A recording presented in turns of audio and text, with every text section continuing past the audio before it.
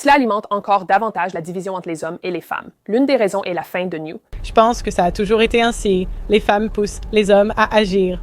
Salut à tous, bienvenue dans ma série de réactions. Aujourd'hui, nous allons réagir à ce qui arrive aux femmes qui détestent les hommes. Alors voyons ce que nous avons. Tout le monde. Dans cette vidéo, je veux aborder le mépris persistant et apparemment sans fin envers les hommes dans la société. Plus précisément, les femmes progressistes, de gauche, éveillées ou libérales, peu importe le terme. Mais nous savons toutes de qui il s'agit. La société a-t-elle besoin des hommes? Oui et non. Non. Pourquoi oui ou non pour toi? Et après, je te demanderai pourquoi tu as dit non. Eh bien, parce que dans la société d'aujourd'hui, parfois, comme tu n'as plus besoin de l'homme pour avoir un bébé. C'est pourquoi je dirais oui. Oui. Personne ne naissait avec toi, ma chérie. Tu pèses genre 1 milliard de kilos. Ce n'est pas une question de morale, c'est tout. Nous pouvons exister sans les hommes car des recherches ont montré comment transformer un ovule en sperme, permettant la reproduction sans œufs. Ce n'est pas une question de morale, mais plutôt une sorte de... Comme si les hommes mouraient tous maintenant, est-ce qu'on pourrait survivre? Oui, parce que... À cause de les nouvelles recherches qu'ils sont en train de faire. Le truc fou, c'est que les femmes n'ont aucune idée à quel point nous sommes privilégiés en tant que groupe. Nous ignorons tout ce que les hommes font chaque jour pour faire fonctionner la société. Et c'est tellement dommage qu'on ne puisse même pas les remercier avec de la gratitude ou, tu sais, en étant gentils, on préfère juste être des garces. Revenons aux hommes qui nous permettent d'exister ici. Ceux qui pensent que les femmes dirigent le monde et que les hommes sont inutiles. La vie est meilleure sans les hommes, qui ne font que causer des problèmes, être violents et blesser les femmes. Chaque jour, je lis des articles comme celui du magazine New York. Cet économiste a fait les calculs, arrêté de sortir avec des hommes et n'a jamais été aussi heureuse. Je me trouve trop laide pour sortir avec des hommes séduisants et préfère une femme à un homme peu attirant. Les hommes sont-ils vraiment le problème? Ou peut-être que cette femme n'était pas hétéro et a trouvé une meilleure partenaire homosexuelle, justifiant son choix par quelques chiffres. Au final, c'est encore un exemple de femme qui accuse les hommes de leurs problèmes. Elles jouent la carte de la victime pour attirer l'attention, susciter la pitié et justifier leur situation. Comme je l'ai dit dans certaines de mes vidéos précédentes, on dirait que la seule façon pour les femmes de s'élever, c'est en rabaissant les autres. C'est triste et révoltant, car cela nuit aux hommes comme aux femmes. Cela divise, nourrit la haine entre nous et, selon moi, conduit à une épidémie de solitude. Ce n'est pas naturel pour les humains, provoque d'innombrables conséquences imprévues et détruit la société. Un sondage Gallup indique que les hommes américains de 15 à 34 ans sont parmi les plus solitaires d'Occident. Près d'un quart des hommes ont dit avoir ressenti de la solitude la veille.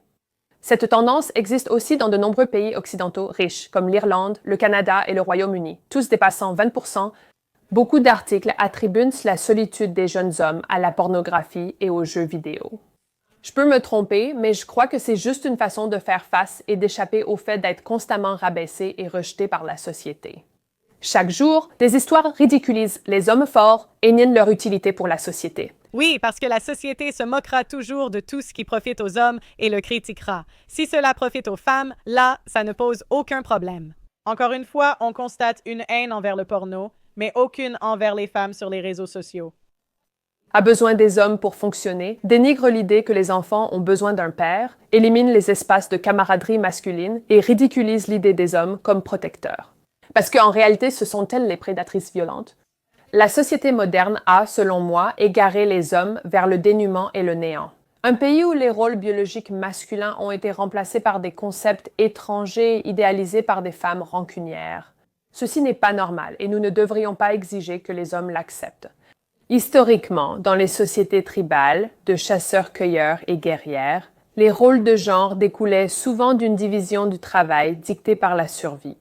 Les hommes pratiquent souvent des activités mobiles risquées, comme la chasse, les raids ou la guerre, tandis que les femmes assurent la stabilité de la communauté par la collecte de nourriture, la transformation, la garde des enfants et l'entretien des réseaux sociaux.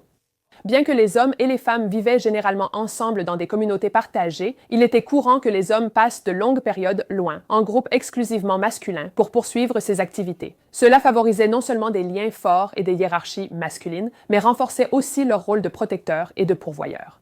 Dans les groupes masculins et féminins, des hiérarchies et structures multigénérationnelles se formaient où les aînés transmettaient leur sagesse, imposaient les normes et guidaient les jeunes vers leurs rôles sociaux, renforçant leadership et cohésion. Aujourd'hui, dans les sociétés occidentales, ces systèmes communautaires ont surtout été remplacés par des familles nucléaires isolées, avec peu d'interactions avec voisins ou familles élargies. Le monde traditionnel masculin, fondé sur des liens créés autour de buts communs et de rituels, n'a aujourd'hui que peu d'exutoires, comme le sport ou le service militaire. Les groupes de soutien féminin intergénérationnels, autrefois source d'accompagnement émotionnel, pratique et social, se sont raréfiés.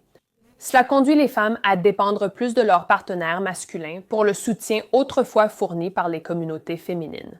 Mais pour de nombreux partenaires masculins, en raison de leur nature, la famille nucléaire n'est ni suffisante ni épanouissante. Eh bien, en réalité, ce que nous allons voir maintenant, c'est que les sexes vont simplement s'éloigner de plus en plus les uns des autres. Vous allez voir des événements et des choses qui sont réservées aux hommes, aux femmes. Oui, c'est vraiment ce que vous allez voir. Ils ressentent le besoin d'un but plus profond et de camaraderie masculine, car une seule partenaire féminine ne peut pas vraiment reproduire la dynamique des groupes historiques composés uniquement d'hommes. Il est donc irréaliste que les femmes attendent de leur partenaire masculin qu'il remplace totalement le soutien des groupes féminins traditionnels. Cette dynamique où les partenaires portent tout seuls favorise le malheur, accentué par la perte des réseaux sociaux, l'urbanisation et l'isolement numérique. Pourtant, c'est désormais l'attente. Si les hommes n'y répondent pas, ils paraissent désintéressés, déconnectés et absents comme partenaires et pairs. Les réseaux sociaux accentuent ces attentes envers les hommes et creusent la division homme-femme, notamment à cause de la fin de la nouveauté. Je crois que ça a toujours été ainsi. Les femmes ont toujours incité les hommes à agir. Le féminisme, en réalité, au fond, est une stratégie qui utilise le désir des hommes d'être une bonne personne contre eux. L'anonymat des réseaux sociaux permet aux gens d'exprimer des opinions, des mensonges et des contre-vérités. Oui, je pense vraiment que c'est simplement, vous savez, les opinions négatives des femmes sur les hommes qui ressortent au grand jour. Les femmes n'ont jamais vraiment aimé les hommes. Elles ne le diraient jamais directement. Ainsi, des phrases comme « les hommes sont des déchets » sont banalisées. Des femmes se plaignent souvent de relations difficiles sans admettre leur responsabilité dans le choix ou le maintien de ses partenaires. Cela influence le conditionnement social des femmes et envahit les médias, diffusant l'idée que les hommes sont manipulateurs et abuseurs. Bien sûr, ces hommes existent, mais encore une fois, le biais de négativité va bien au-delà de la réalité.